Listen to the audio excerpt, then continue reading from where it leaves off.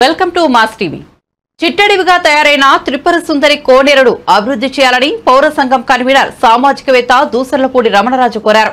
కాకినాడ సూర్యారావుపేట బాల త్రిపుర సుందరి ఆలయం ఎదురుగా ఉన్న కోనేరు దుర్గంధభరితంగా చిట్టడివిగా మారిందని క్లీన్ అండ్ గ్రీన్ చేపట్టి గార్డెన్ పార్కుగా అభివృద్ధి చేయాలని పౌర సంఘం కోరారు.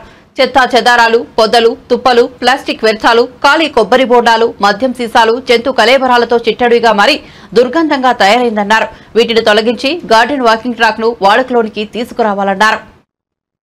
గట్ల మీద దేవతా శిలా విగ్రహాలకు రక్షణ లేకుండా అపరిశుద్ధ్యంలో ఉంచడం దేవాదాయ శాఖకు తగదన్నారు.